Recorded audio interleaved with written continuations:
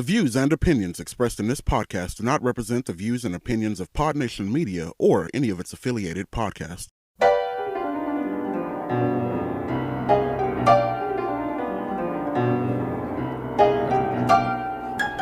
Hey, what's up, guys? We are in the Shade of Brilliance, a brand new show about the socio-political affairs of our time, brought to you by PodNation Media. Thank you very much, PodNation, for having us. This episode is very important because it is our introduction to the show, and I have with me right here my co-host, Sam Daniels, who actually happens to work with me. And first off, I just wanted to ask you, Sam, what are your goals for this show? What do you want the people to know? I have no goals or aspirations. No, that's not true at all. No, for my angle, I'm here for I don't know. I need a personal outlet so far as my interest as it relates to various types of subject matter you're going to hear on In the Shades of Brilliance. Again, I mean, this is a situation where myself and Shawn work together, so we wound up talking throughout our time, throughout the workplace, as well as extracurricular socialization. So we wound up having lengthy conversations. In fact, this is pretty much an extension of the first conversation we ever had. I couldn't tell you what it was about, but I'm sure we're still talking about it. Okay. Well, from my perspective, I'm really into educating the general public about the certain important things of our time. That I'm big on education too, man. You know, that it'd be better for everybody to know, and not many people talk about this sort of stuff. So if it's going to influence the people to have conversations of this nature among each other, then that is what I'm going for. And I think that everybody will enjoy what we have to say. He's got an agenda, man. He's trying to encourage social discourse. This is crucial from what I've ever heard about it anyway. But nonetheless, In the Shade of Brilliance, it's pretty. It's I don't know. I'm pretty into the name. I'm still kind of geeking out on it. I'm into it too. And didn't you say that it was a book, a title of a book that you were going to write? Oh shit! Do we have to talk about that? Well, I mean, yeah, just, no, we can totally, so that we can know where the name came from. It came from an idea that I had considered writing about once upon a time, but that's specific to a particular type of subject matter that I don't know that our viewers are yet ready to receive. So you can believe that we'll be touching upon it another time. Gotcha. Without question. But it basically, I don't know, it's too good to just let go. Mm-hmm. So if it can get incorporated in other affairs, let's do that. Who are the ones in the shade, if I may ask, of the Brilliance? Oh, shit. Depending upon the time, I think that we're all kind of in the shade. I mean, seriously, like at least how many hours is the sun on the other side of the world? 12. Well, more often than not. Sure, more often than not. So you figure, everybody's going to be in the dark some of the time, and it's not necessarily just relative to, the idea of the sun being on one side of the fucking planet and being in the dark on the other. No, it's not what I'm talking about. I'm talking about enlightenment, and that's pretty much the core essence of In the Shade of Brilliance. As Shawn already said, he's all about the whole education tip, and if he can kind of give you a little boot in the ass to motivate you to take an interest in some of the things that humanity has before itself right about now, yeah, you'll definitely reap the benefit.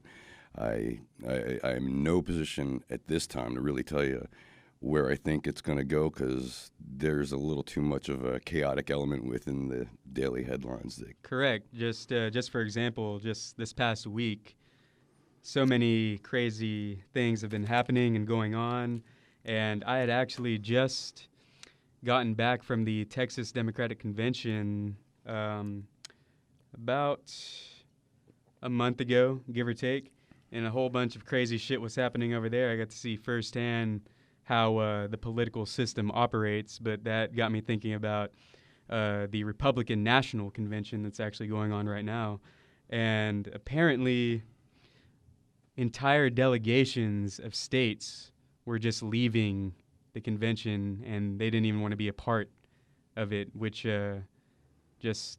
Is this based exclusively off of the grounds that Trump got the nomination? I believe so, because that whole Never Trump movement, it kind of ended abruptly whenever the guy running the show was essentially saying, like, do we want to vote for Trump, aye or no? And everybody, the entire crowd was just screaming like, no, no, we don't want this guy to be nominated as our presidential candidate. And the no's were overwhelming the ayes. And still, the guy running the meeting, grabbed his gavel and was like, well, is the opinion of the chair that the ayes have it, and then crushes that gavel there. So kind of goes against the whole democratic process, republic at the very least, that we have.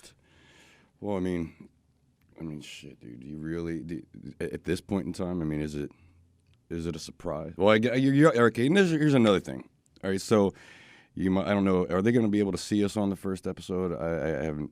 They are. Okay, that's us. Okay, so like you can see, I'm kind of, I don't know. I have a bit of a jaded, bitter kind of thing going on. I don't know.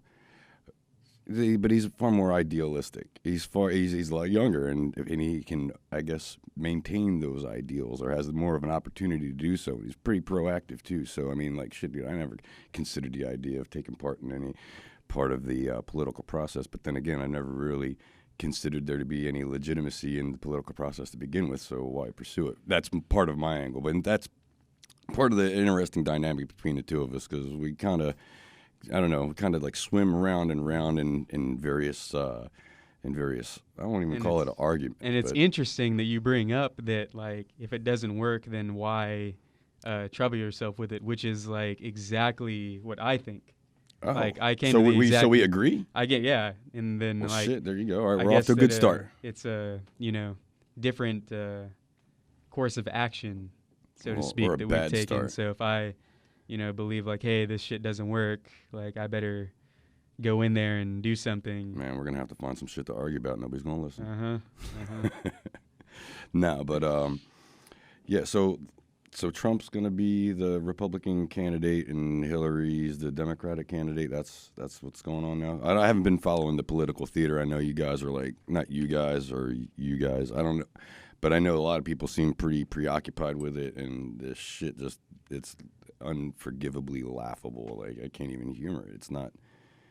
It is laughable. Like, here we have the least liked nominee for president going against the other least liked nominee. So that's what it's come to. The lesser of two evils is a literal example before you.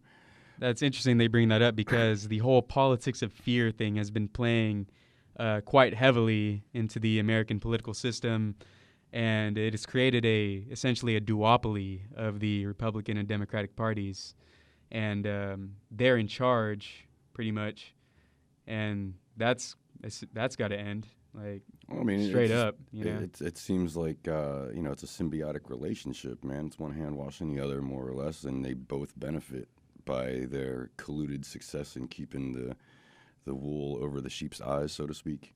So it's an interesting concept to consider. I don't know what the hell I just said, but it came out. Okay. Well, speaking of Trump, he just picked his vice president, Mike Pence, who's the governor of Indiana, and he actually used to partake in writing his own pieces of propaganda back when he was running for Congress, which was quite some time ago. But he had some articles that were saying that smoking doesn't kill, and he had another article that said that climate change was fake. But of course, these are just two examples in a whole mess of propaganda articles that he wrote. So it's kind of interesting that the P word got brought up, and I remember when we were talking about how we were going to kind of arrange the show and the various episodes that we were considering. Were we, or because we hadn't talked about it since then, but I mean, for all intents and purposes, we can introduce the whole idea and theme of propaganda within this show. It seems par for the course. I mean, here we are, the maiden voyage. We're setting sails on the mighty podcast seas. Right, via what? PodNation Media. That's right. Giving out the the plug for those making this podcast possible. Gotta do that. Also, Okay, you know what? And I wouldn't be surprised if the initial conversation that I spoke about earlier, I wouldn't be surprised if it stemmed from the conversation about Edward Bernays. Yes, yes. That's actually how the whole conversation of the manufacturing of consent Oh, actually became part of our conversation, because I had actually picked up Sam to go discuss the podcast, and he was saying how he just threw up because he's allergic to an ingredient in toothpaste.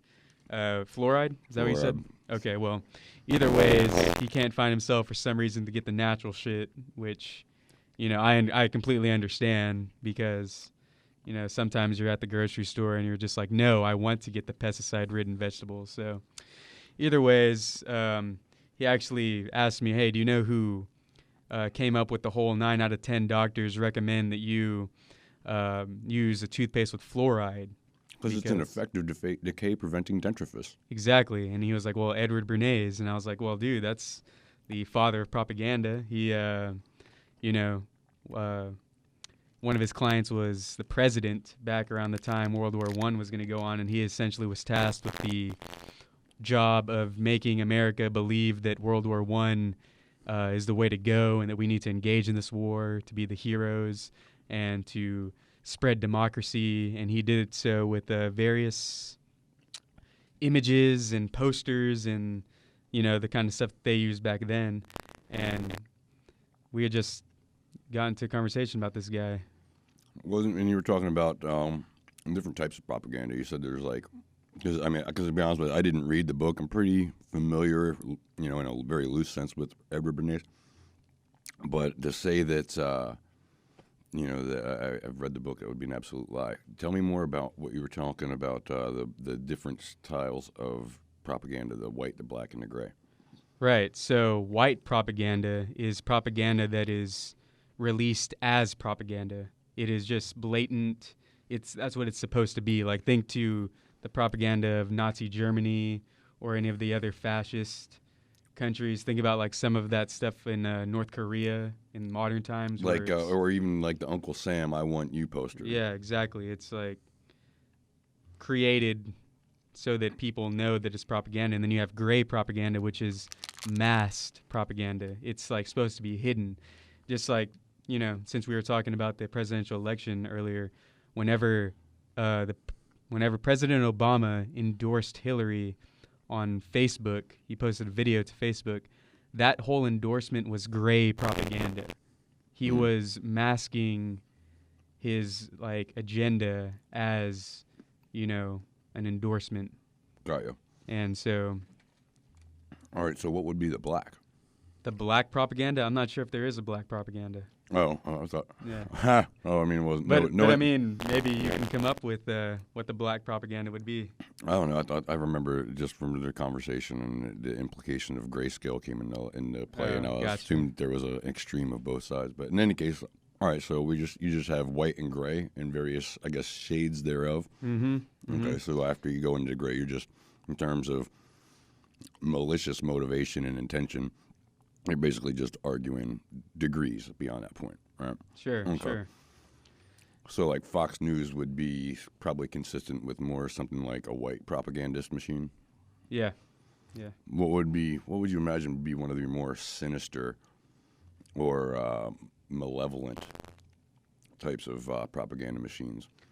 Well, I'd have to say that the way in which society is governed is by propaganda, and that's the most malicious way that I can think of. If they're going to use this medium in order to mind control the population. But all media is mind control.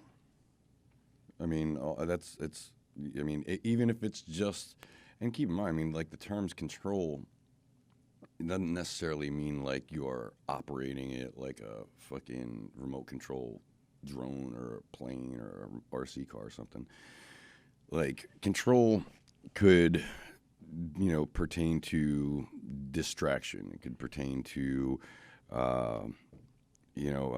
deflection of an intention, the preoccupation of looking at an image in and of itself. It's controlling your time, at least for the amount of time that you're looking at it. Maybe there's a redeemable quality within that. Shit, dude, fucking stained glass window or stained glass, shit in the windows of churches and stuff. That's propaganda without question. It's very artistic propaganda, but it's propaganda nonetheless. And, shit, considering my thoughts, and I'm sure it's going to be an issue that we're going to be dealing with in the not too distant future. I don't know what episode, but just a little footnote. I'm particularly anti-theistical. I condemn the whole religious shit, kit and caboodle, all of that stuff. I can't stand it. And we'll talk about that another time. But so far as, the earliest, more malicious forms of propaganda, I'd go with the church without question, especially if you consider... Nice shirt, by the way. Appreciate it. But, that's I kind of got derailed on that. But other types of propaganda that might be of concern. What was you were talking about? That guy. We're going to be talking about this guy in the next couple episodes. Ones that are going to be dealing with a particular documentary that I haven't seen all of yet. Shawn turned me on to it. It's called A Very Heavy Agenda, and you're going to be hearing a lot more about that in the future. But the reason I brought it up is because, when I watched part of the movie, it was dealing with this guy, Kagan was his name? Robert Kagan. And what was the propaganda, the thing that he runs, the Standard, you said it was? His partner, Bill Kristol, he had a magazine called The Weekly Standard. Actually, it could be I think it's in just production called still. Yeah, I think it's just called The Standard, though. But I don't know for sure. I mean, I think I watched it at like 4 a.m. I'm sure I was. Yeah. Either ways, those two indulging guys, they founded this organization called the Project for the New American Century in the 90s, and they began as a group to persuade the president to start the Iraq War. Pretty much, they were pushing for military presence over there in Iraq, and they, at the time, Bill Clinton was the president, and they would send him letters constantly asking him to go to war, basically, against Iraq. I wish I had a pen pal like that. Oh, I'm sorry, I got derailed in my thought. I don't know how anybody I could just send a letter to and say let's go to war. Nobody would listen. Fuckers. In any case. Yeah, dude. See that's a very sinister. What I would chalk up to being a very sinister act. It's so malicious, so evil, so delightful, incredibly evil. But what actually happened was that their ideas didn't come to fruition, and in 2000 they released a document called, what did they call it? They called it Rebuilding America's Defenses. That is what they called it. Shit, dude. America needs some. And they released that in defenses. September of 2000. And there is a passage in that document that was incredibly interesting. And it said that it was calling for a catastrophic catalyzing event like a new Pearl Harbor to ensue to the United States. And this was 2000, the year 2000. Yeah, okay. So that's. So I get where you're going with it. I'm not really going anywhere. Well, no. I get what the implication tell you is. that's fucking weird. It is. Yeah. Well, hold on. Where's my pinky? I'll put it in. Or how's the Dr. Evil do it from the fucking yeah. So like I get the implication, but wouldn't you imagine that a event of that magnitude, if you were to suggest that there was some type of involvement or collusion or enabling or whatever to the whole event? What was I talking about? No, if you were to suggest that kind of an event of that magnitude, it would just require so much planning. I mean, it's not the kind of thing that you just pull out of your ass. I mean, granted, you could say that they had every resource, or they could employ any resource available, and that's true. But just time, man, that's a huge thing to suggest. I don't know. So who's I mean, I'm not suggesting anything. I'm merely enlightening. Oh. to borrow your term. Gotcha. Actually, from those 28 pages that were just released, it was clear that Saudi Arabia had some kind of, financial interest I in the event. I can't suggest I'm anything less than Jack's utter lack of surprise. Mm-hmm. Was it like 18 of the 19 hijackers? I'm looking over to them like for confirmation, but they're just like heads down doing shit. Uh-huh. But like I'm not mistaken, it's like 18 of the 19 hijackers were all Saudi nationals. Mm-hmm. I mean, there's many ties, from what I understand, that exist with certain influential families, American families, with Saudis. Sure. I mean, shit. Sure. So, I mean, I can't suggest that I'm even remotely surprised. You know, Right. I mean, and actually, if they weren't so firmly entrenched and established with each other, I think that would be surprising. But Strange that the government at the time said that, at the time of the attack, that the, financial background of this isn't of concern. oh no, Like, they don't care who paid for it. They But know. why? But wouldn't you care? pay no attention to the man behind the curtain. What are you talking about? These are great and powerful lies, man. Leave him alone. You're doing shit. No, I mean, the only thing surrounding this, and I'm not going to talk about fucking thermite. I'm not going to talk about collusion or inside jobbery or anything like that. The only thing I'd like to speak upon as it would relate to that event that I don't even want to even suggest, the only thing that really puts a fucking question mark over my head is how a golfer a couple of years, or I can't exactly remember when Payne Stewart died. If anybody can look that up, that'd be interesting to know. But Payne Stewart, for those who don't know, was a golfer, a professional golfer, and he died when his private jet was going from point A to point B in continental United States. I don't remember exactly where it was. I couldn't even tell you when it happened. All I remember is the dude's name, Payne Stewart. Yeah, it's a memorable name, so it stuck. So when his plane was out of communication with air traffic control, so far as the story goes, this is what I recall from the event, that when his plane lost or was out of communication with air traffic control, the contingency plan is for them to scramble fighter jets or whatever and confirm whether or not they try to make contact with the plane in question. And when the fighter planes got there, they found that the windows were all fogged up. So it was confirmed to everybody. I mean, I think they even saw the pilots dead in the chairs. They knew everybody on board was already dead. So they either got to figure out whether they're going to follow it and let it run out of gas and like land in the middle of a farmer's field or something. It's actually, I think, what actually happened, because they didn't shoot down. And what had happened was they had been scrambled between 4 minutes. I mean, it's like the contingency plan goes into operation and is pretty, standard and routine, at least from anybody that has even the slightest influence left over, or that might have carried over from like post-Cold War shit, and what was the fucking, there was like a constant air surveillance state. They constantly run bombing runs and stuff, and they'd go to like the border of Russia. I mean, it's like the premise for Dr. Strangelove and all that shit. In any case, I want to say AWAC or what. Now I can't remember what the acronym is.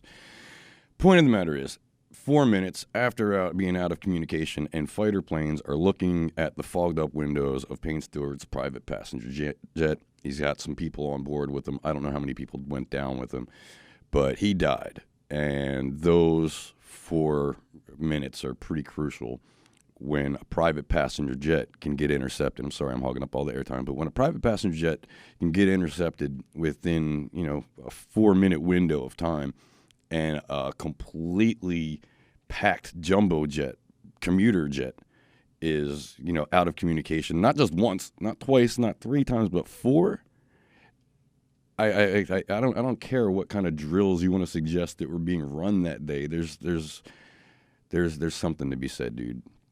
I don't know. There's either some gross negligence involved or some collusion. And considering the ramifications of what had happened, like 3,000 citizens died, plus, give or take. I don't know.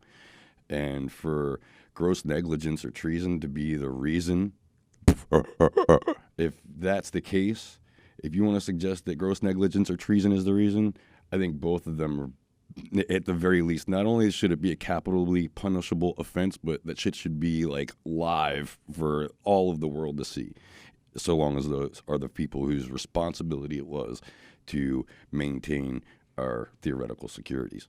The end. Speaking of drills, like military drills, that's what I'm assuming, like test missions, if you will.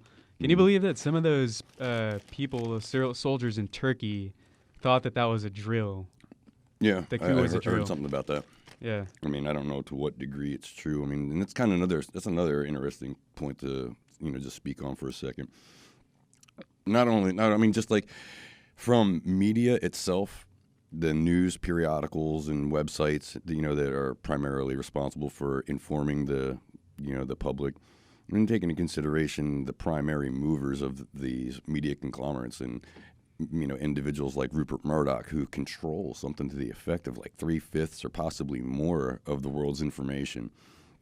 Not only is he, in control, but he can limit or skew any of the information that you might require to have, the clearest understanding. So this is akin to the premise of, if you were not there to see, bear witness to see the event in question, anything you're getting beyond that point is conjecture. It's secondhand information. And if it's not, if it's that secondhand information, you can't have the same type of confidence in the, in the reality that you are going to suggest that, for example, like I wasn't there at 9/11. I was in San Francisco, man. I was fucking sleeping, I had no idea until someone said, hey, wake up, turn on the news. I'm like, what channel? They said all of them. I was like, oh, shit, something happened. So I turn on the news, and sure as shit, I'm looking, and I'm just like, oh, goddamn. There it is. Yep. Let us not forget that 6 media conglomerates, News Corp, of course, that's Rupert Murdoch's company, Disney, Time Warner, CBS, Viacom, and General Electric, they own pretty much such a huge percentage of news sources in almost all of the major TV networks. Like if you go and, just as an example, GE owns Comcast, for anybody that has Comcast, and if you just click on a channel, it's owned by one of these, conglomerates. For example, like BET is owned by Viacom. So is Comedy Central, by the way. And it's funny that you bring up Rupert Murdoch because he owns 2 papers in the United Kingdom, The Times and The Sun, and they were recently spreading propaganda, grey propaganda. Yeah, just to remind everybody, against Andrea Leadsom, who was going against Theresa May, who is the next in line for the premier ministership, should I say, of the United Kingdom.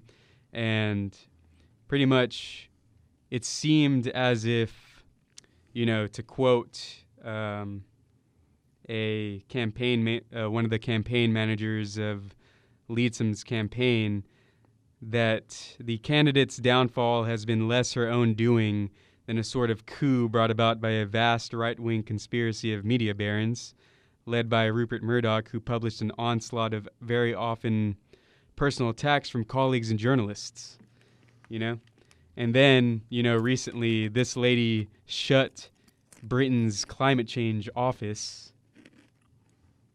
And so that's weird that sort of falls in line with Rupert Murdoch's company Fox's political agenda. Oh, aren't they climate change deniers or something? Yes, they are.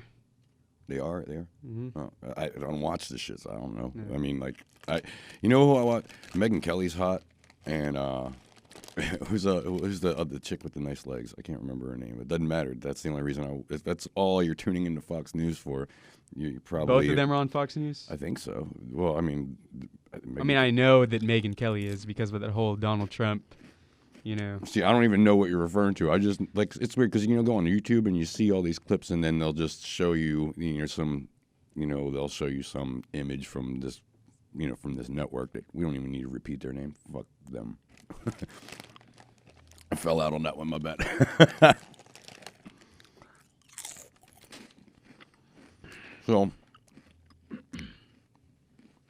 So far as propaganda, again, you are not without guilt in terms of propaganda because, you have an agenda. You're trying to educate and enlighten through academics. Of course.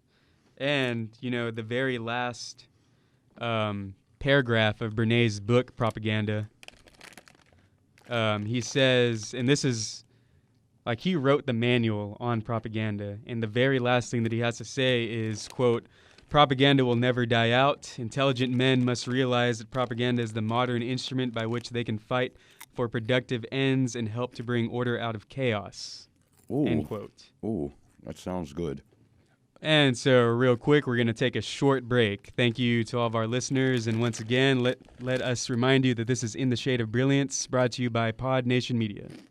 Hello, this is Andy with Game Grok. On Game Grok, we talk about video games, everything pertaining to video games, industry, news, rumor, and we also have several features that we do every episode. Just giving you a heads up, if you like video games, come check us out at Game Grok. Links are down below. What's up, Pod Nation? It's Chris here from the World Wrestling Talk podcast, and we want to bring you the best talk in wrestling. Analysis, reports, anything that we can think of that you want to hear about wrestling, we got it. So tune in to the World Wrestling Talk podcast, brought to you by Pod Nation. What's up, party people? Welcome back. This is In the Shade of Brilliance with myself and Shawn Rowe. Myself is Sam Daniels, and we were just talking about propaganda. Edward Bernays, host of other different topics here on PodNation Media. That's right. Or via. Is it via or via? How's it? Via? Whatever way. You choose tomato. Right on. I like tomatoes and tomatoes. Potatoes, too. But right now, I guess we're talking about other events that are in the news. This crazy world of ours has proven pretty abundant with stories to talk about. I see on your thing here we got 28 pages. We already talked about that a little. Puerto Rico, austerity, and all sorts of broke motherfuckers down there. You're gonna find out about this. What happened in Puerto Rico, Shawn? Yeah, so on Democracy Now, there's a story about it, and Juan Gonzalez was saying that a stunning new report has just been released on Wall Street's role in creating Puerto Rico's $70 billion debt crisis. According to the Refund America Project, nearly half of the debt owed by Puerto Rico is not actually money that the island borrowed, but instead interest owed on bonds underwritten by Wall Street firms that include Goldman Sachs, Citigroup, Merrill Lynch, Morgan Stanley, Bank of America, etc. So in essence, didn't you say that they were doing something like that in Mexico? Yeah, well, I had heard. See, what I had heard happen was something comparable to that in Mexico, where a bunch of investors, they all invested in I guess I don't even know what you would call a dude who would do this, but I guess is it venture capitalism of some sort? I don't know, but essentially they have many names. Yeah, I would imagine. They have many names. But essentially, what they had done was collectively raised a whole bunch of money, invested it in the peso, and it made the value of the currency go up. And because they had all invested in it, I guess it had given them access, or it had increased their profit shares in their investment in the currency. And once they made their money, they pretty much just yanked it right back out, and it plummeted, if I'm not mistaken, the currency into, I guess, a recession further than it had already been. So, I guess this is not the first time this is going on, or that this has gone on. Of course not. Whenever Obama signed the Promesa bill on June 30th, it appointed a federally approved control board to essentially run Puerto Rico's economy. So that kind of reminded me of like Flint, of how they the water imposed crisis, what they call him, like a manager, some kind of like a city manager that's like not elected by anybody, that was just appointed by somebody. And then, that all went to hell. So now Puerto Rico all went to hell because of this group that's trying to run their economy, and now they're in, endless debt. So who knows what's going to happen with so that. what's the status of Puerto Rico? They're a Commonwealth? They're a Commonwealth, yeah. Is their economical debacle, does that have anything to do with why the United? I mean, obviously, okay, you're citing this as being a recent thing that has I guess compounded their debts. But do you think this has anything to do with why Puerto Rico hasn't been made a state? Is that what's preventing? Because they want to keep on screwing them over for their own benefit. Oh, okay. Well, I mean, if you get away with it once, you're going to try to get away with it again. That's why. Because crooks apparently always... they've been treating Puerto Rico like this. I mean, not like financially, but they've been mistreating them ever since it became a Commonwealth. Oh, no shit. They were like getting them to get a whole bunch of people to enlist in the military. To fight for the United States military, and just things of that nature. Just taking advantage, really. I see. Now that's some shit I hadn't previously considered. I did not know that. It's wild, wacky stuff. Well, now you are enlightened. God damn it! Why you gotta burden my conscience with enlightenment? Well, if I'm gonna go down, then taking everybody down with me. That's fucked up. He's got such a terrible attitude. I completely empathize. But that's another story. Speaking of another story, what else you got here? We got Brazil. There's stuff going on in Brazil too? Oh, dude, for real? I don't know what's going on in Brazil. Okay, like I don't get out of my neighborhood. I don't know what the fuck going on in Brazil. Mr. Foreign Policy Analyzer over here doesn't know about Brazil. Okay, so that lady, Rousseff, was that her name? The president's name of Brazil? The old president? I don't know. I don't know the current president. Either ways, a coup, if you want to call it that, was staged in which she was impeached and essentially a new government took power. And now all sorts of crazy shit is happening over there. And, whenever you arrive into a country. No, and the only country I've ever arrived at was Mexico when I went to Tijuana. So you arrive at the airport of a country, and there's people in the airport that are saying, like, don't proceed.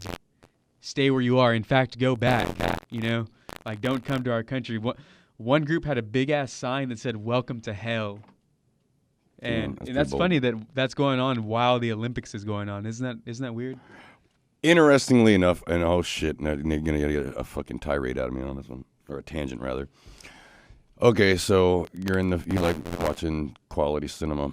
I don't know if you've seen the movie City of God. Have you seen the movie City of God? Sounds familiar. It's a great fucking movie. Like the guy who made City of God is an excellent filmmaker, and his movie City of God is pretty fucking awesome. No getting around that. But he didn't stop there. City of God takes place in the town of the title's name. It takes place in the City of God in Brazil. I guess it's outside of Rio or something. I don't know the geography too well. It's a pretty big country. But it basically follows some slum kids through their youth and then their adolescence, and it's kind of like Boys in the Hood. When was this movie made? Is it recent? Shit, or? Dude, nah. Well, the City of God's it's getting older. It's gotta be nearing at least 10, 15 years old at this point. But it's set in a certain time. And the only reason I bring up City of God because it was the first movie of this guy whose name can somebody fucking Google search City of God or IMDb it, please. In any case, yeah, if you could while I'm telling the story.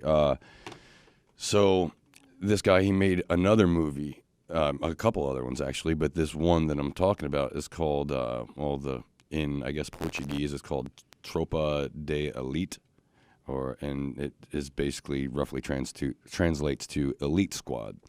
Now this Elite Squad that they're talking about is in a police organization known as BOPE, B-O-P-E. I can't remember what it means, but the story entailed in Elite Squad, which is how I'm going to refer to it from now on because I don't want to mangle the Portuguese language any more than I already have. But the story follows the newly appointed captain of BOPE. Now, BOPE was established in, I want to say, the 70s when the Pope himself was going to come make a visit. But because of the drug gangs and the violence, and I'm going to talk to you for some reason. I don't know. I can talk to you. You're all nestled in the corner. Okay, so there was so much violence rife throughout the country that they established a elite squad, literally, of police who would go into the favelas, and they would literally, like, they were death squads. Their insignia was a fucking skull with a beret and 2 fucking 45s crossed behind it. Like, they were not there for negotiations. They would show up, they would kill everybody, they'd leave, and they were only brought out for this purpose. So they were mercenaries. Not necessarily mercenaries, because mercenaries aren't, directly funded and trained by the nation state. Mercenaries operate largely in and of themselves. They might act as such, or in such a capacity that you might associate with mercenaries, and that they would kind of operate in what would otherwise be considered a lawless manner. But killing people who are trying to kill you,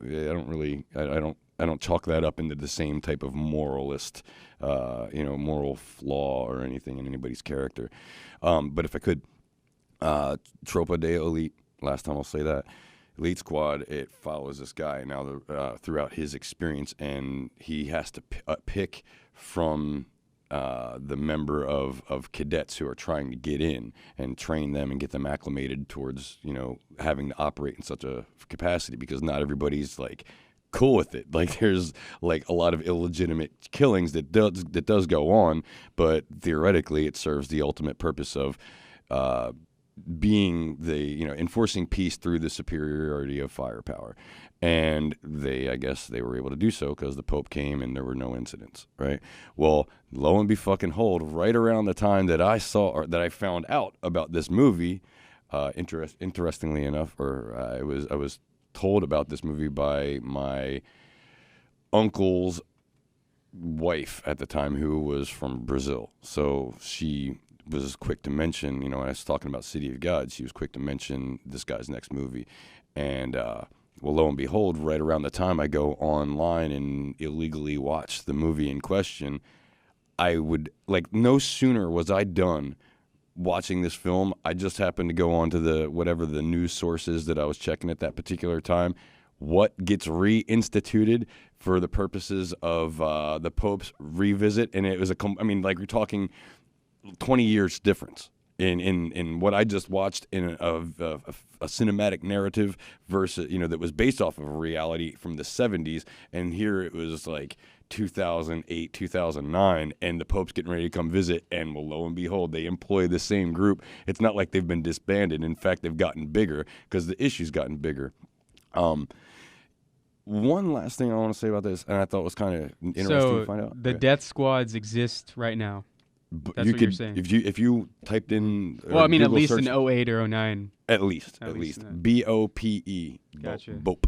Gotcha. And yeah, dude, I mean, if you have the opportunity to watch, there's actually a sequel to Elite to Elite Squad. I almost died there. Did you see that? There's a sequel. I seem to recall it being enjoyable, but it was not on par with the first one. The first one, just like, holy shit. I mean, it's jarring, like cartel style killings, but it's the cops doing it. You know what I mean? Mm-hmm. Sure. And it's really, the most captivating stranger part. to that nowadays, right? And what I'm saying is, the most captivating part of it, much like have you seen the movie? Oh, it dealt with border crime. There was a senator who was the new anti-drug whatever, and his daughter winds up becoming a crackhead in D.C. Traffic, I think the movie's called Traffic. It was basically exploring the I don't know, just the environment and of the in both sides of the argument surrounding whether shit is whether the drug war is a futile fight worth continuing, and what are some of the other alternatives that might be available, and just get you thinking. It's a good movie. I definitely recommend it. Sorry about the tangent, but I knew it was going to go there. So What drug war? Which drug war? Yeah, which drug war are you referring to? Well, in regards to the movie, it would pertain, specifically towards Brazil and Rio and the environment of the favelas in City of God, because the employment of underclass young males, in that job market, that line of work is pretty enticing when there's no other alternative. So you can imagine that it's every bit as common down there as is probably could be suggested it is up here. I mean, fuck, dude, drugs are gonna sell wherever you're at, I'm pretty sure.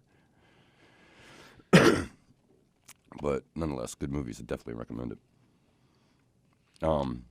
But like, are you trying? I didn't know exactly what you meant when you asked which drug war, because I mean, I'm not talking about like the official Nixon, paradigm of. I was wondering if that's what you were referring to. Well, nah, man. Actually. I mean, dude, fucking crackheads are a problem the world over. I mean, it doesn't matter where you're at. What's up? I'm sorry. Yeah, but like crackheads are, they're everywhere, and it's not necessarily even just crack. As a matter of fact, Captain, what I found out was that in the slums in Brazil, not that I know, this is all conjecture because I didn't personally experience it, but I think I've seen some videos and documentation that would suggest that, when I say documentation, I mean documentaries, of course, and not documents. Your papers, please. No, documents of, or documentaries. I can't even fucking talk.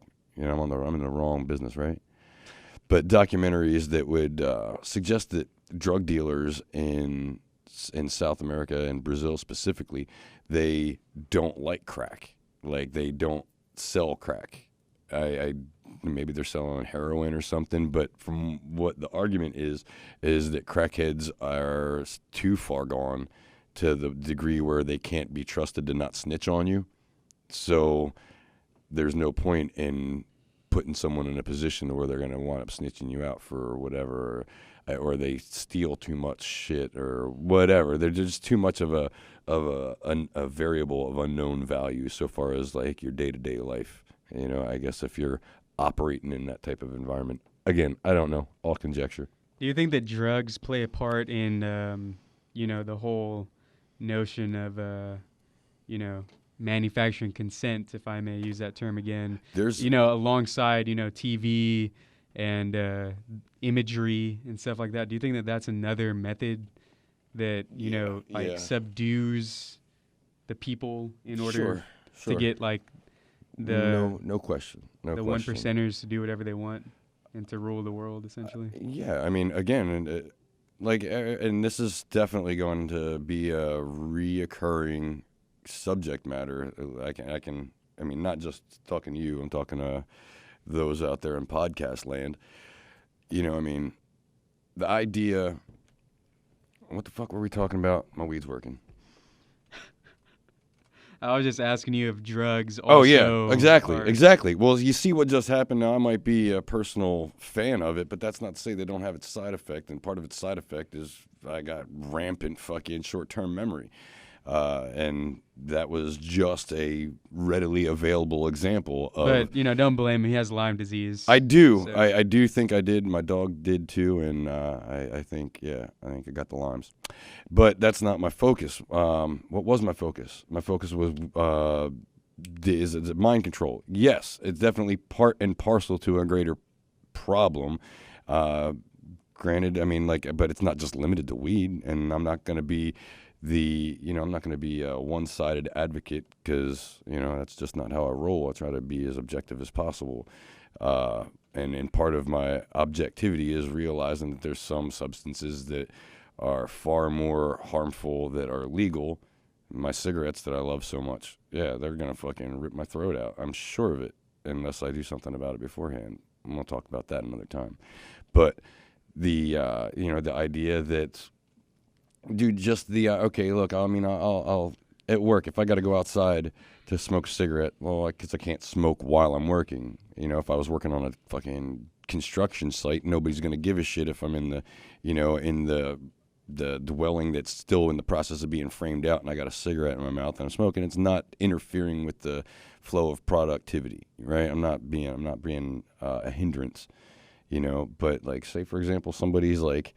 I don't know, man. I've worked in lots of places where dudes would be like drinking on the job and shit, and you know, it's fine if, you know, hypothetically speaking, it's fine if, say, you're a fucking, you know, well, if you were a bartender, for example, you know, it's kind of, you know, you would think that would be part and parcel of the occupation. However, if you're operating machinery, it's not a good idea. You know, whether that machine is a bus and you got 60 plus people in the back of the vehicle that you're driving, or whether or not you're operating, you know, some fucking press rollers at a, you know, rubber manufacturing plant. So machinery. Well, that's what I'm saying. It doesn't matter what kind of machinery. The point is, you don't want, dude. Isn't it weird? Industrial accidents are. I have the biggest fear of industrialized accidents. It's just like industrialized dismemberment. You want to know? Okay, there. You want to know how to torture me? Threaten me with just being completely ripped apart by machines. That'd be great. Also, in the case of Phineas Gage, whenever he was on site and that huge pole went through his skull and gave him a lobotomy, and he lived. Whoa. Yeah, Hold Phineas on. Gage. I've seen. You've seen like a picture of his skull, right? There's just like one end of it on the back of his skull is just like a hole, and then it goes through like right here where you would puncture your eye for like a lobotomy, and it was like a fucking thick ass pole that just like he was at work. Whoa, you're fucking me up. They got to put a hole in your eye to lobotomize you? Like, is that part of the process? Yeah, for sure. No, really? Yeah, dude. It's like there's like a thin, you know, object, and then you just like stick it in there, and then like. No. Yeah, dude. I didn't know that's how they did it. I'd prefer the electronic, the One Flew Over the Cuckoo's Nest style. Oh, okay. Yeah, okay, yeah. I've seen his skull before. Mm-hmm. No, okay, shit. so it went in through the back of his skull and then through Came out his underneath cheek. his cheek. All right. Oh, that's fucking Phineas Gage. So essentially, there's just a big gaping hole in his brain, but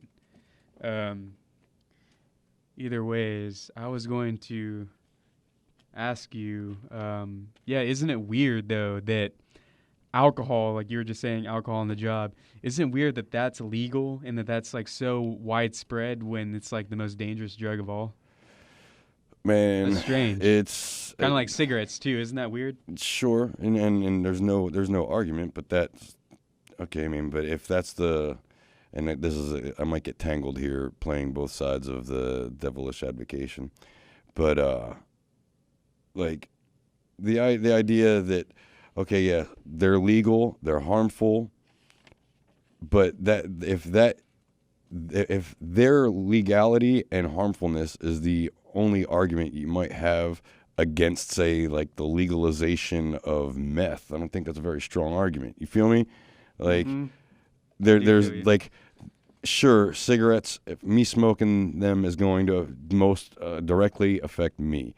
If I'm smoking in proximity to other people, yeah, okay, I can see how it might affect you, even though there's been many instances where people who don't smoke or aren't subject to cigarette smoke get fucking lung cancers and things. So I don't know that you can necessarily just blame, you know, just because somebody was passing by a fucking lounge or something and caught a lung full of secondhand smoke. I can't say that I really buy it. But not in neither respect, unless of course, say for example, here we're coming back to industrialized carnage here, but like say for example, you got a drunk driver. Man, don't fuck with my cigarettes. Well, God damn it, he's gonna do it. But the whole idea of like alcohol, unless I like get so drunk, like maybe last night could have happened. You know, and I start throwing up and gets on your shoes. Okay, you want to argue that alcohol is a problem? I'll ride with you. But more so if I get in my car and I'm drunk and I drive home and I kill somebody, right? That's a detriment, and society is going to be affected. There's a victim. It's a crime, right? But I mean, I don't know, man. But it is accepted, and even despite the illegality and the greater social acceptance, people still get fucking tweaked out on the meth all the time. They still are able to get a hold of it, they abuse it. But alcohol is more widespread. Well, wouldn't you suggest that? Okay, well then here's the whole conversation about prohibition. You can't go in to the meth bar, you know, downtown. Would you like to order some bread? Would you like to? Meth, you know, I'm just saying you can't, and that's strange that you can't do that. My point is that, like, say, just take marijuana, for example. That is not in the slightest bit as dangerous as alcohol. I Yet agree. it's like on the schedule, It's Schedule 1? Schedule 1, I think. Or whatever, like the same group that heroin is in, you see, marijuana is in. And that's fucked up. Yeah, I mean, but I think that's largely established by people who certainly would never admit to trying any of these in a recreational sense. So they wouldn't be able to effectively say one way or the other. So you can appreciate their blanket statement that they wish to classify them in all the same respect. Speaking Would of Reefer Madness be white or gray propaganda? Ooh. Advocating for people not smoking. Well, I think at one time, marijuana, it was deliberately and specifically designed to be white propaganda, but it kind of, Gotcha. or excuse me, became a satirical Yeah, film. exactly. Actually, so I'll say that it initially might have wanted to have been gray propaganda, but has turned into white propaganda. It's kind of because I mean that's what I'm saying. It's only who produced that film? I don't know, for Because example, but if it was a government agency, I would not be surprised. It would be strange to find out if like the reason why they made that was for like economic reasons, so that there wouldn't be a competitor with tobacco or something that would like nullify the tobacco industry. Oh, and by the way, cigarettes. Edward Bernays, the guy that we were talking about, one of his clients was a cigarette company, and he like lobbied for cigarettes, like just went on and on about it, for them to be in Hollywood, for like all the movies. Oh yeah, there'd be somebody smoking and stuff, and it's like, oh, that's cool. Like, I want to do that and shit, and that just goes to show that that's another, just method to control people. Well, I mean, and that's, again, relative to the greater collective idea of mind control. It's not something that people might like to dismiss. I've had this conversation, actually, with a few regulars at the bar I go to, and it largely deals with the whole idea of mind control and how each institution within our established society largely exists for the purpose of mind control. Now, I'm not saying, again, like I said earlier, I'm not saying control as you would a remote control car, but control as it might relate to detracting your attention or diverting your observance, or just anything that will disrupt, occupy, pacify, anything that you, like, for example, okay, and I like to use the Parthenon in Greece as being the, by the way, George A. Hurleyman that's the producer of Reefer Madness. And who is? I don't know yet. I haven't looked into him yet. But I oftentimes like to use the Parthenon as a good example of of our institution. Okay, and institutions are established literally on the establishment. You want to have firm ground, and That's in Greece. I think so. Yeah, Okay. I've never been. The only time I've ever been out of the United States was when I went to Tijuana for what? No, okay, no, yeah, no. maybe it is in Italy, like in Rome, like by the Colosseum and all that shit. I'm sure this is a Google search away, but in any case, the point is, I like to use this as a really good visual example of that which maintains a societal structure. You have your foundation built, established as the the strongest ground you could, soil that's not, comprised of, say, mud or sand or something to that effect. And beyond or from that established foundation, you have the various pillars that you will put your roof structure on, that which will make it an establishment. It will establish itself. Sure. And each one of these, and I think we might have even had this conversation. I don't think so. Really? Get the fuck out of here. Are you serious? Maybe I was drunk. It could have happened. Okay, so each pillar figuratively represents a institution of modern society. And just for the purposes of really ripping through this, I am going to invoke the secondary consultation of our producers here. But we're going to go through all of these different institutional pillars of support for our society. Okay. I would, and we'll go through each one and figure out for ourselves whether or not I'll write it down just in case. because I'm gonna forget. I will. So like we're gonna figure out if there's any type of merit to the idea that these institutions are actually part and parcel to a greater scheme to control your mind. So structure number one. Structure number one, I would like to say we'll just start with the government. And that's going to help establish our, the pretense for all of the following institutions.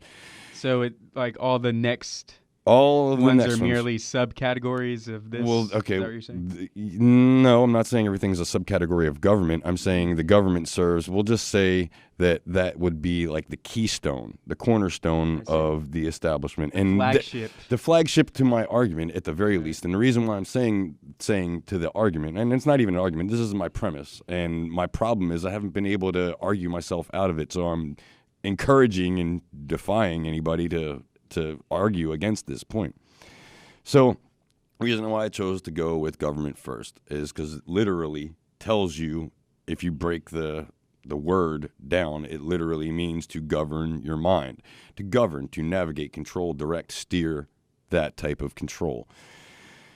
Meant as it would relate in a Latin respect or whatever the root etymological source is for the syntactic linguistical nature nature of the usage. Yes. I don't know what it meant. Well, it's applicable towards the idea of your mentality, your mind. So literally, Did you just make that up? no, I didn't make this up. I mean, sometimes I'll make stuff up, but I didn't make that up. I promise. Okay. Look it up. I trust you.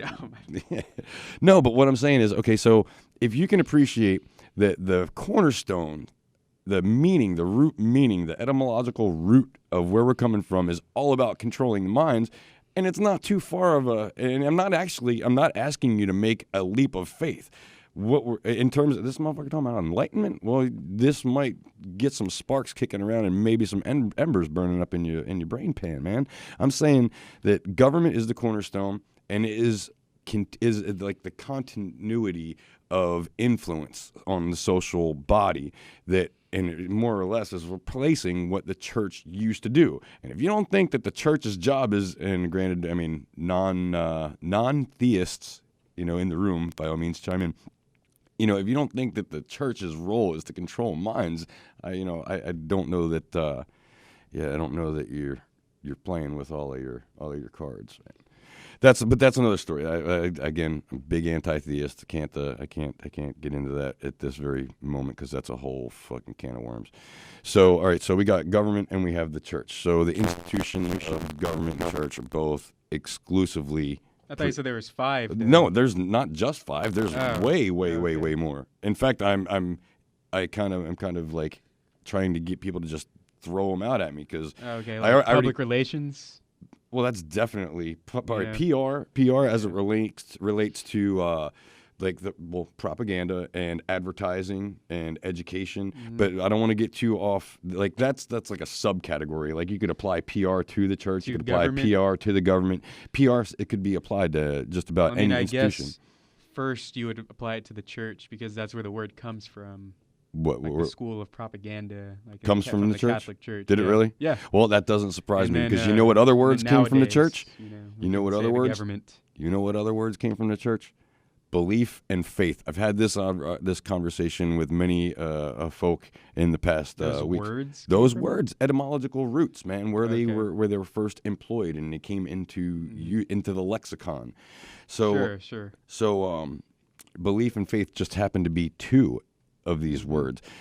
Personally, on a personal note, I try to discontinue my usage of these terms. I understand that a lot of people use the words belief. I also understand that a lot of people use the word incorrectly because they'll use or inaccurately because they'll use it to be synonymous with what they think or how they feel or. Isn't that the right way to use it? Not necessarily. I believe, blah, blah, blah. But if you look into the definition of what belief is, it's the subscribing to a tenet with the absence of substance or something to that effect. Okay, so what's the right word? Well, I mean, I personally... I blank so-and-so. I think... Therefore, I think... Well, I mean, so-and-so, it really I depends. believe this? It really depends. I mean, because much like in the same respect, I don't use the word faith. I would employ the word confidence. I have confidence. I don't have faith. Gotcha. I don't have belief. I have understanding. You know, I mean, but we're not talking about me. We're talking about institution. Okay. So I gave an example of maybe another institution, which was public relations. You said that one's more so. Well, I mean, I'm saying PR could be applied. The idea. I mean, look, if you're using PR as where it was first utilized, or you're saying it's coming from the Catholic Church. Okay, that's fine. That's fine. But I mean, I'm saying in a contemporary context, public relations obviously could relate to any institution. If there was someone had to speak out on behalf of some grievance that the public might have against their institution, well, they got to come out and spin it in a manner that is going to lessen or deaden the blow to the institution. Otherwise, people aren't going to go there or are going to decry them and detract away from whatever their goals might otherwise be.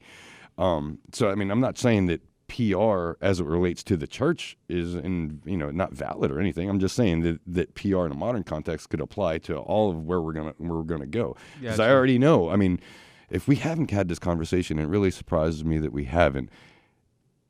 I don't know if you're playing devil's advocate, you dick. So I'm saying I think you already know where I'm gonna go with this. No, I don't. What's the next? Well, it could be what whichever one.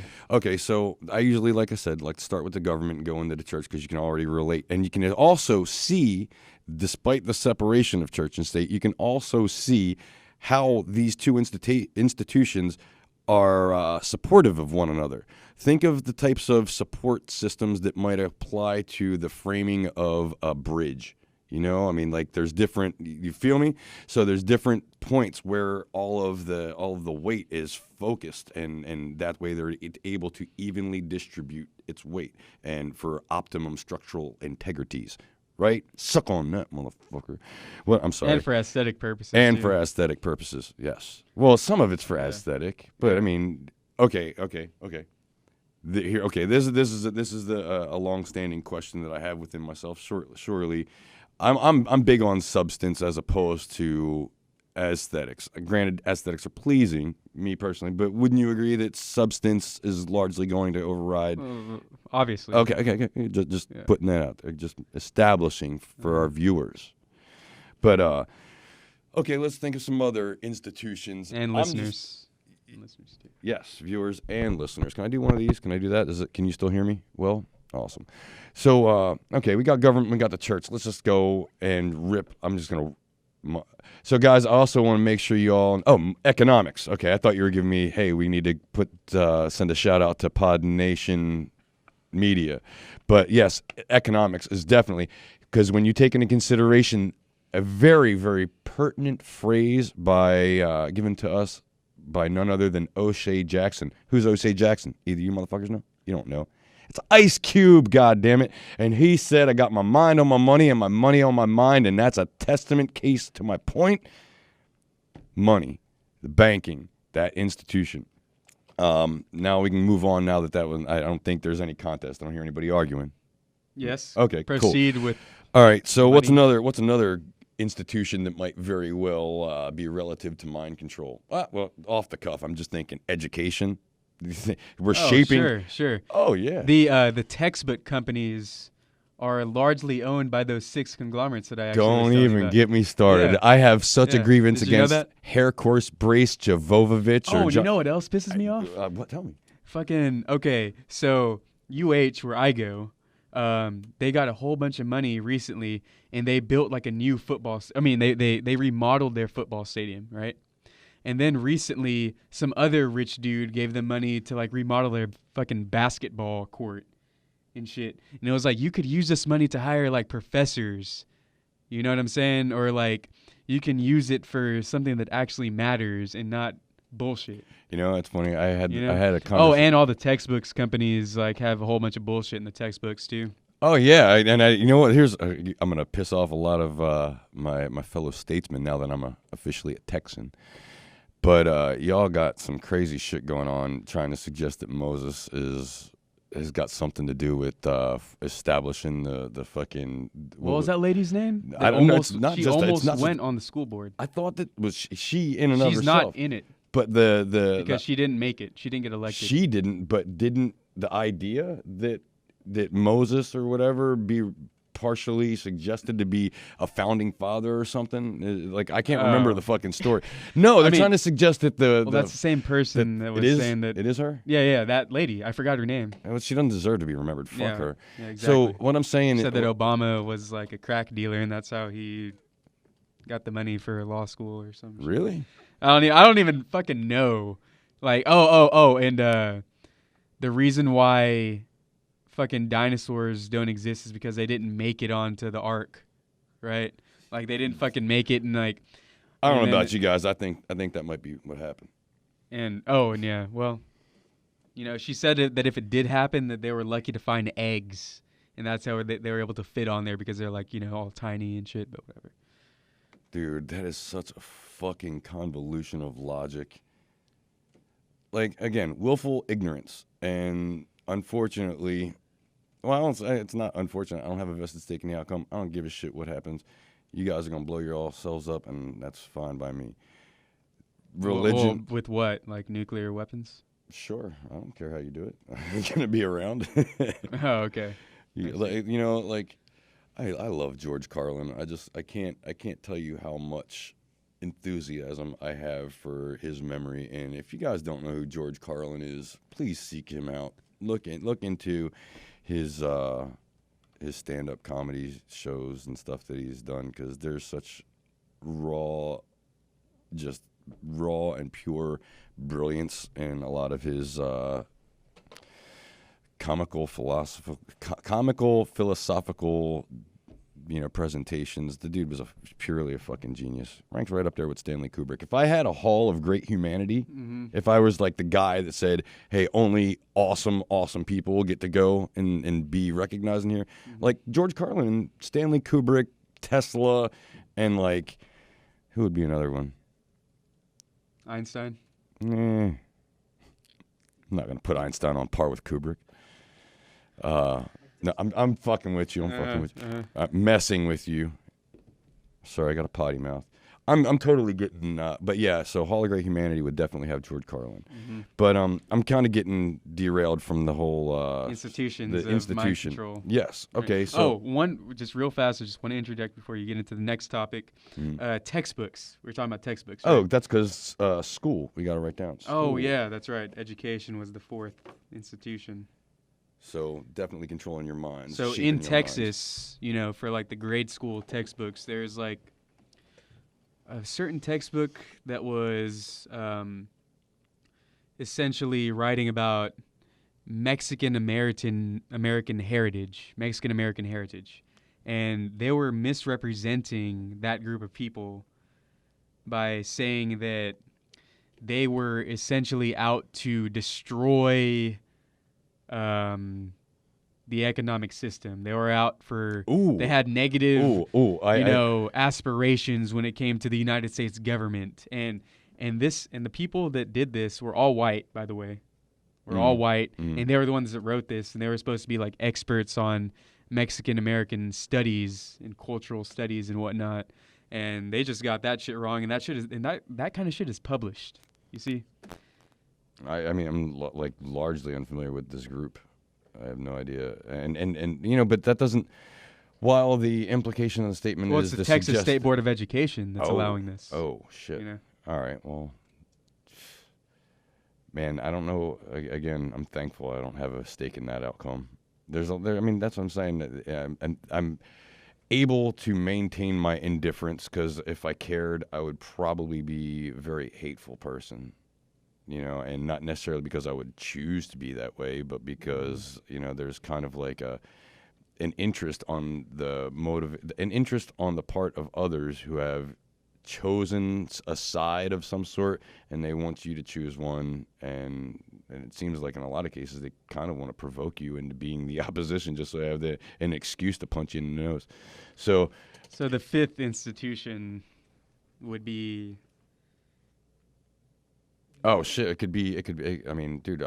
Media. Media would undoubtedly. Would that go under PR though? I would think so Would as that well. be like so it's like another subcategory of government, since essentially And keep in mind, this is relative the to the government whole is the dual support. controls the media, because a whole bunch of people that work for the media are in cahoots with the government. Yes, sir. Yes, sir. So there's obviously, we might as well just put down media As or its news own entity, or right? yeah. Mhm. I mean, and you could also, just art in a greater respect. But okay, so media for sure is undoubtedly going to be part and parcel in governing your minds. There's many other institutions. Some of them might be, you might consider them lesser, but so I'll talk about them later. What I want to talk about now, well, the justice system. Would you not suggest, or wouldn't you agree that there's a lot of mind that is paid towards, take into consideration the deterrent of punishment as being a fear-based motivation for sound moral conduct. I'm not going out doing things that are illegal because it's not ethical for me to do things that are illegal if I think I might get caught. So that's relative towards the idea of psychological conditioning. So that's definitely mind control oriented. But in the event that you did get caught doing some shit that you shouldn't have been doing, and you got to go to jail, not only are you being mentally, ensnared and controlled, because you can think whatever the hell you want, but we know we got your ass, and your body is not leaving that cell, and that's going. I can't imagine being in a cell and expecting that you wouldn't be preoccupied mentally with the fact that you can't get the fuck out. So, if that might be a loose convolution, but I'll suggest that the judicial system in and of itself is a very mind controlling. It's also a branch of the government, so you could argue as well that it's just a re-supportive pillar of institutional support. I'm gonna go with medicine. We gotta wrap it up.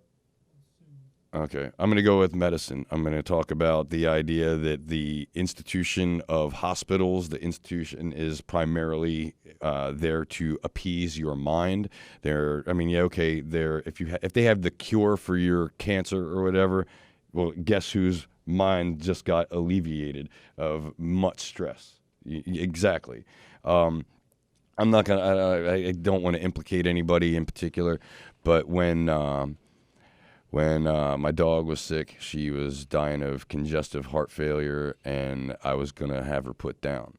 And the vet suggested that I give the medicines a chance.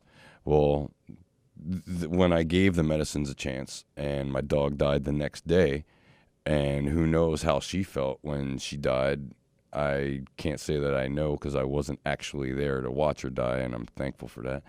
But the idea that the $270 that I spent on these fucking pills so my dog could, potentially live no more than 24 hours. So yeah, that $270 was an investment on my peace of mind. So again, I suggest that the medical community or institution is largely... Dude, do you really have to suggest... Oh, I'm sorry, let me finish this up, or this one up. Do you really want to suggest that there isn't an interest to control your fucking mind with all of those anxiety medications that they have? Perfect testament to my point. I'm sorry. Drugs. Which brings us back to the initial question. Yep. So do I think, culture in and of itself is its own institution, especially in the artistic sense. Yeah. So if you are emulating that behavior that you see on the TV show or the movie or the cartoon for some people, when you see that, there's definite influence. There's definite control of minds. There's no doubt. There shouldn't be a doubt in anyone's mind. Dude, we only dealt with 6, and we haven't even gotten to all of the primary ones, but I'm getting the cue from our producers that we kind of got to wrap this shit up. And I want to apologize if we weren't able to be or at least on my behalf, he's been pretty good. But sometimes I stammer and stumble, even stutter sometimes. I'm saying that I apologize for any inconsistencies or maybe a lapse in credible information on my part. Sometimes I talk shit. Sometimes it's substantial, though, so you have to deal with it. So, all right, guys, I just want to remind everybody that this is In the Shade of Brilliance by PodNation Media, featuring Sam Daniels and myself, Shawn Rowe. And I just want to let you all know that today we kind of jumped around and talked about a whole bunch of stuff, but in the future we're going to have specific topics and segments for each show. So each show is going to cover a specific topic. And before Sam and I leave, I just want to point out another interesting book about propaganda called Manufacturing Consent. Noam Chomsky. By Edward Herman and Noam Chomsky, yeah. And you know how earlier I quoted the last paragraph of Bernays' book? Well, right now I'm going to just quote the last paragraph of this book because this is also very important, and I'm sure that our listeners will feel much better after hearing this kind of thing. So, quote, "The organization and self-education of groups in the community and workplace and their networking and activism continue to be the fundamental elements in steps toward the democratization of our social life and any meaningful social change. Only to the extent that such developments succeed can we hope to see media that are free and independent." So essentially, independent media is the way to go. If you do not go with independent media, then your mind is being controlled. Well, I mean, yeah, I can't argue that. We're trying to close this one up. I could sink my teeth into that one for a second. Well, you know what? We'll get back to it then. I'm down. I'm looking forward to listening to this. All right. And also be sure to check us out on Twitter.